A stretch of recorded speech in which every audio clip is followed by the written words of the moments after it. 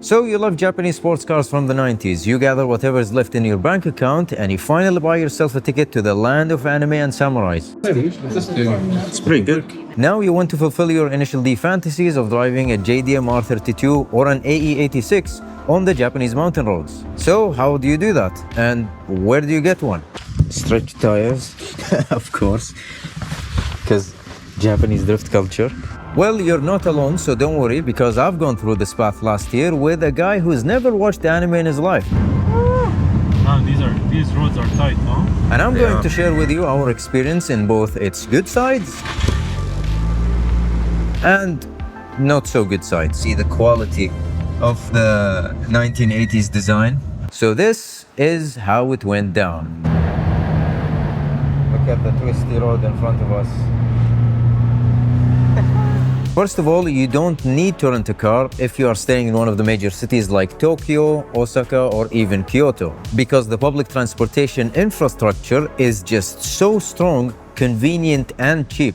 You are always a maximum of 10 to maybe 15 minutes away from the nearest train station or even subway sometimes. There are over 820 train stations, for example in Tokyo, and they are ridiculously cheap. For those full 2 weeks, the total amount I paid for public transportation, excluding the Shinkansen, it was less than $100. And because of how efficient their system is, everything just arrives on time. And I do mean on time. Every train station has its own convenience store that I spent quite a lot of time in because of the amount of good food it has. And then since the network of buses and trains are so interconnected, you can virtually go anywhere without using a car. And now we're heading back to Asakusa Station.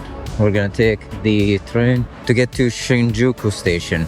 Now, enough fanboying about the infrastructure. I feel like a civil engineer at the moment. Let's talk about reasons why you should rent a car. Reason number one, going to the countryside. If you're planning on visiting the beautiful countryside of Japan, the only way to go there efficiently would actually be by renting a car. While there are some bus stations in different sides of the countryside, they are not exactly convenient because the buses are not as frequent over there, and at the same time, they take quite a lot of time to travel to those areas. So logically, to explore that side of Japan, you would need to drive a car. Reason number two, which is the reason that pushed us into renting a car, is to visit racetracks such as Tsukuba Circuit.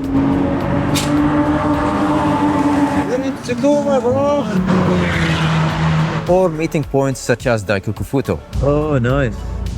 Jason.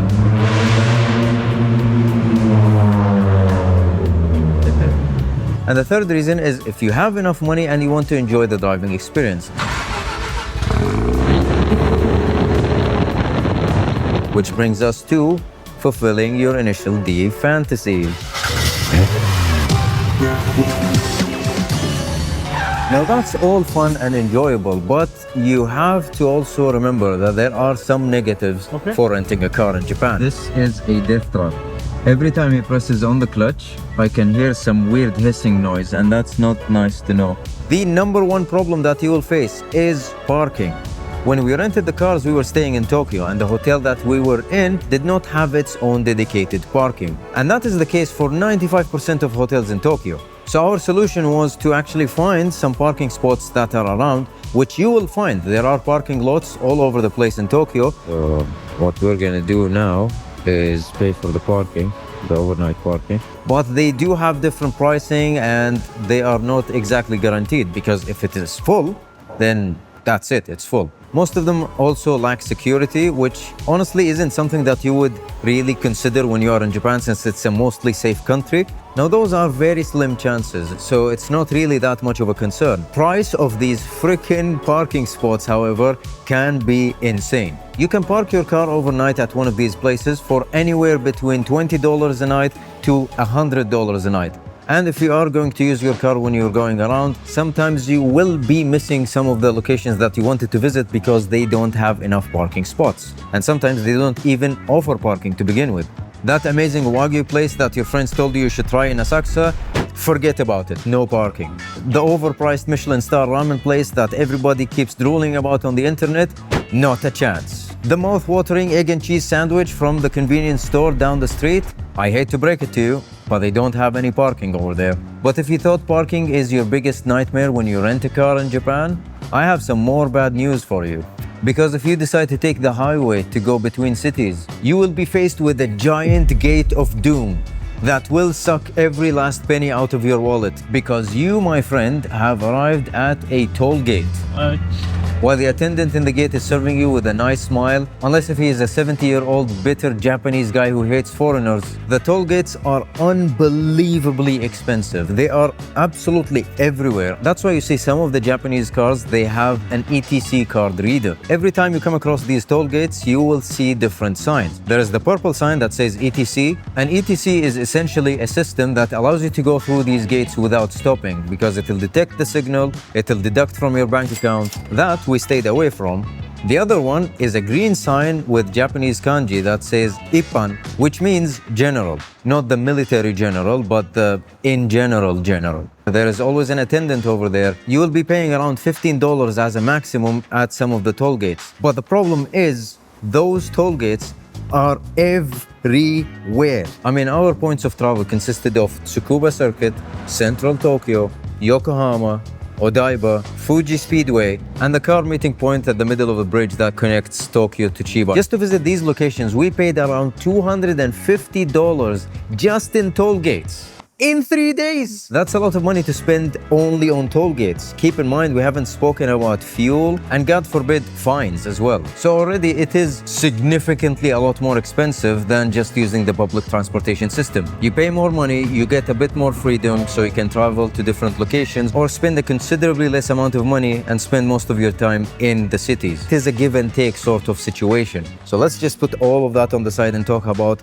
the core of this video. How can you rent a car in Japan? We are in Omoshiro Rent a Car to receive a couple of cars from them over the next 2 days. Now we'll have to differentiate between the two types of cars you would rent in Japan.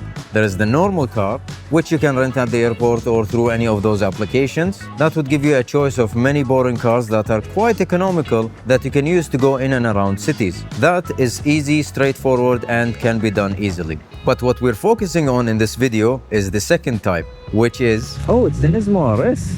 They've got a couple of AP1 S2000s, so there's this, and it's over there as well. Here you can find the GTO, Mitsubishi, a couple of Subarus, and then the infamous AE86. Japanese sports cars, or JDMs in general. But in this case, they are actually domestic Japanese, so they're actually just cars. This looks like it has seen better days. We've got the new GR86, a couple of old Evos as well, Miatas, and quite a lot of cars really. But the car that we're receiving today is that R33. After we return the R33 over there, we are gonna take an RX7, which I don't see at the moment. But after the RX7, we're picking up this most probably, because I don't see any other S15 around here. That's an MR2, the best generation of the MR2 in my opinion, not the MRS, even though it's supposedly the most capable one. There are different service providers that could provide you with the service of renting a Japanese sports car. Fun to Drive Japan is one of those providers. They can give you tailored tours to your needs. If you are in a group, it would be even better. They have a specific schedule where they would take you to explore the beautiful mountain roads in and around Mount Fuji. Visit their website and educate yourself about the different parts of routes and tours that they have. Car Rental Tokyo is another one that I've seen on the internet, and I've got a few people that recommended to us while we were there. We went with Omoshiro Rent a Car, which is another popular option that you will immediately find on the first page of Google if you search for car rentals in Japan. Now they have a few locations around Japan, but the one that we went to was their main one. To get there, we used the public transportation system. So from Asakusa to there, it took us around an hour and a half. Now the quality of the cars, you'll have to understand that these cars are rentals and therefore they are abused. For a rental place, this is the first time I see a rental place that also acts as a junkyard. Because look at this, I believe that's an R32. There is another S2000 over there, and then you have the very nice Subaru over here. So I don't get why do they just leave the cars to rot and get eaten by nature. Now for us, when we see these cars, they are iconic, so we would like to treat them in a very special way. But to most of Japanese people over there, keep in mind that to them they're just normal cars. Yes, there are quite a lot of enthusiasts in Japan that appreciate these cars.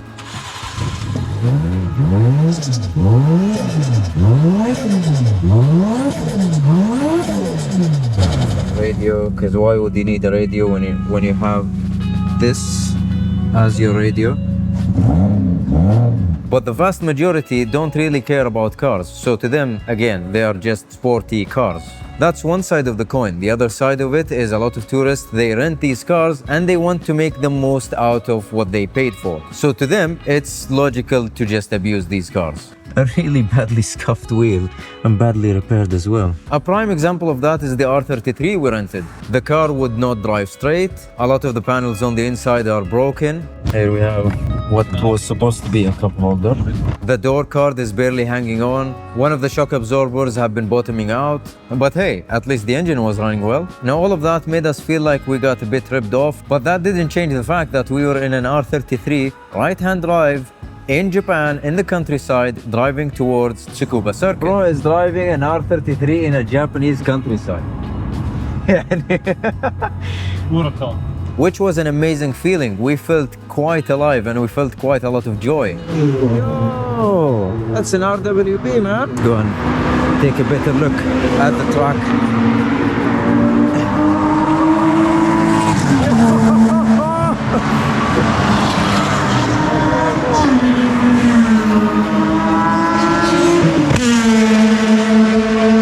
On this track 24/7 on Gran Turismo with my friend Safe, just trying to crack the 1 minute mark in the FL5 Type R. So it just feels so surreal to just be here in person. It's just undescribable how beautiful this place is for me. After enjoying our time at Tsukuba and seeing the motorsport scene over there, we went back to Omoshiro Rent-A-Car, dropped the R33 and picked up an FD RX7. So we're here to pick up the RX7, which we'll have for the rest of the night.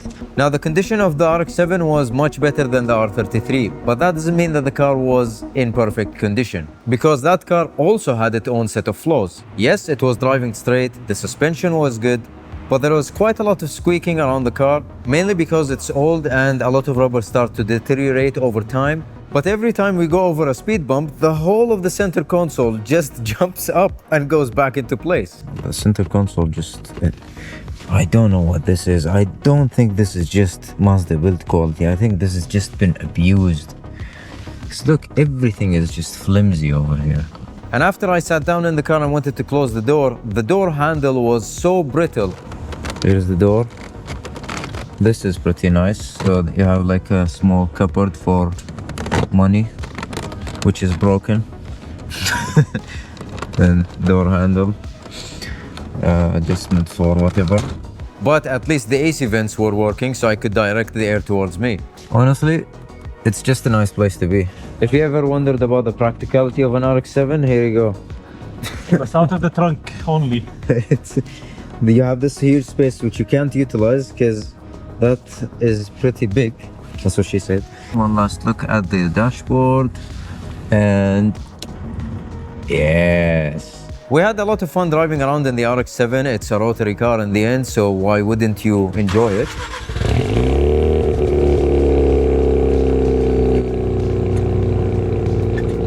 That night we made our way back to Tokyo and we tried to go to Daikoku Futo. We're back from Fuji Speedway, ours mate. We are finally back in Tokyo, and we got kind of lucky now, because last night we tried to go to Daikoku Futo and the police has closed off the whole place and it was telling people to go out. But today it is open, which is one of the major meeting points for a lot of car enthusiasts in Tokyo, and even a lot of foreigners know about it. It is a parking area that is only accessible by a car because it's in the middle of a highway, so you can't really take a bus over there, and if you take a taxi you're not going to be able to leave. A culture thing in Japan, they call them itashas. It uses the same kanji as pain. It literally means pain car. When you think about it properly, what they're trying to say, this is literally cringe car. You feel pain when you see the car. So we're here at Yumi Hotel, which is sort of discount Daikoku. We parked the S15 over here in the number 15 parking spot. You can see some cars are coming in from Daikuko because they closed it up and the police told everyone to go out. So some of the cars that leave from there, they come to Umi Hotel to continue the meet for the rest of the night. What a better way to start your morning, Abdullah. I know, right? RX7 in the rain in Tokyo with NHK radio.